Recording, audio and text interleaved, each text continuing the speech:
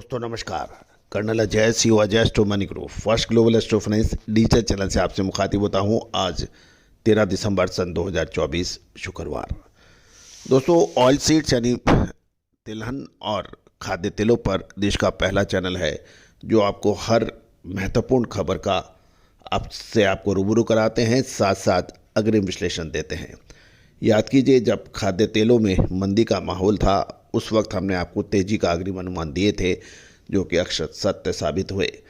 साथ साथ जब तूफानी तेजी थी उस वक्त आपको करेक्शन के सही संकेत दिए और उसके बाद करेक्शन देखा गया।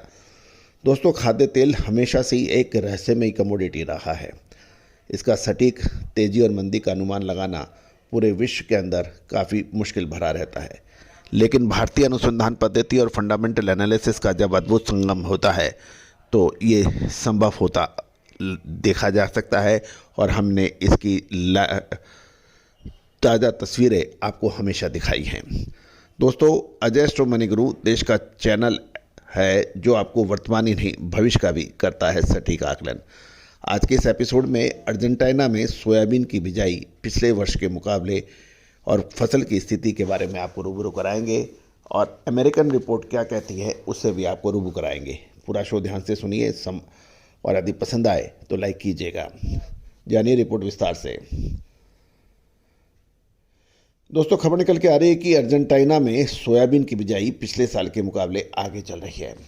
दक्षिण अमेरिका यानी लैटिन अमेरिका का ये अर्जेंटीना जो देश है वहाँ सोयाबीन का प्रमुख उत्पादक देश माना जाता है। वहाँ सोयाबीन की बिजाई की रफ्तार धीरे धीरे तेज हो रही है। पिछले सप्ताह हल्की बारिश होने के समाचार थे, उसका दायरा पूर्वोत्तर क्षेत्र तक सीमित था। चालू सप्ताह के दौरान वहाँ हल्की बारिश और तापमान कुछ नीचे आने का अनुमान लगाया गया है। गौरतलब है कि अर्जेंटीना के अंदर लंबे समय तक बारिश का अभाव था और सूखा था और तो इससे सोयाबीन की प्रगति पर प्रतिकूल प्रभाव पड़ सकता था, लेकिन वर्तमान में कोई खास संकट नहीं है और वहाँ पे बारिश प्रॉपर बताई जा रही है। लेकिन भविष्य में ये कितनी रहेगी उसके ऊपर एक प्रश्न चिन्ह जरूर है। गौरतलब है कि यदि अर्जेंटीना की पूरी तरह देखें तो लगभग 53.8% क्षेत्र में सोयाबीन की बिजाई पूरी हो चुकी है, जो पिछले साल की समान अवधि में मात्र 51.7% थी। इससे 2% अधिक है। यदि हम मेन जो क्रॉप एरिया है उसमें 85% एवं दक्षिण भाग में 50 से 70% के बीच सोयाबीन की बिजाई होने के समाचार हैं, जबकि उत्तरी इलाके में अर्जेंटीना के 1% से भी कम क्षेत्र में बिजाई हो सकी है।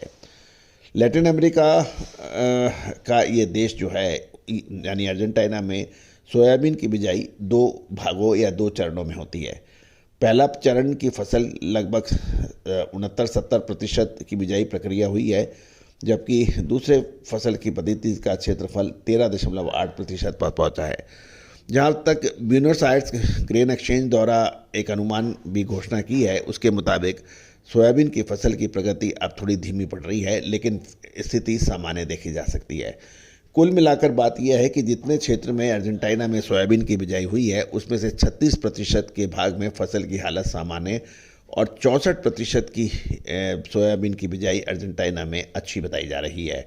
इसका मतलब निकालें, इसका निष्कर्ष निकालें तो खराब या कमज़ोर दशा वाली फसल अभी नहीं है और खेतों की मिट्टी की जो मॉइस्चर है उसका स्तर भी सामान्य है। ये एक अच्छी बात है। दूसरी ओर यदि अमेरिकन कृषि विभाग जो एब्डा का देखें तो अर्जेंटीना में अमेरिकन रिपोर्ट के मुताबिक साल 2023-24 यानी पिछले साल 482 लाख टन की पैदावार इस साल 2024-25 के सीजन में 520 लाख टन तक पहुंचने का अनुमान है।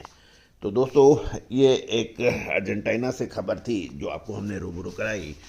और दूसरी ओर एमएसपी के ऊपर किसान कानून बनाने के लिए अड़े हुए हैं और लगातार प्रदर्शन होने की बात की जा रही है।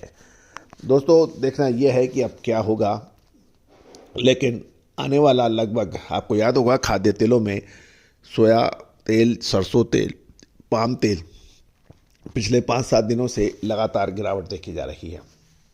आगे क्या संभावना बन सकती है? ये गिरावट भीषण गिरावट में परिवर्तित हो सकती है या फिर शानदार रिकवरी होगी। दोस्तों, खाद्य तेलों के ऊपर अपडेट के लिए आप चैनल को सब्सक्राइब कीजिए। साथ साथ विशेष अग्रिम रिपोर्ट के लिए, जो कि सहयोग राशि अदा करने पर ही उपलब्ध होगी, उसके लिए आप संपर्क कर सकते हैं। साथ साथ हमारा साप्ताहिक अखबार दोस्तों कमोडिटी पर देश का पहला अखबार है, जो हिंदी और इंग्लिश दोनों में उपलब्ध होता है। साथ साथ देश और विदेश दोनों में समान रूप से लोकप्रिय है। इसमें अनाज के साथ साथ खाद्य तेल, तिलहन, दलहन, मसाला, कपास, सोना चांदी, कच्चा तेल और मेटल्स पर आपको राष्ट्रीय व अंतर्राष्ट्रीय खबरों से रूबरू कराते हैं। साथ साथ अमेरिकन और दूसरे देशों की कृषि विभाग की रिपोर्ट्स भी इस पे प्रकाशित होती है। तो दोस्तों, इसके लिए शुल्क मात्र 3,000 रुपये वार्षिक रखा गया है। इसके लिए आप संपर्क कर सकते हैं, नंबर स्क्रीन पे दिए हुए हैं। All the very best, good luck, happy trading.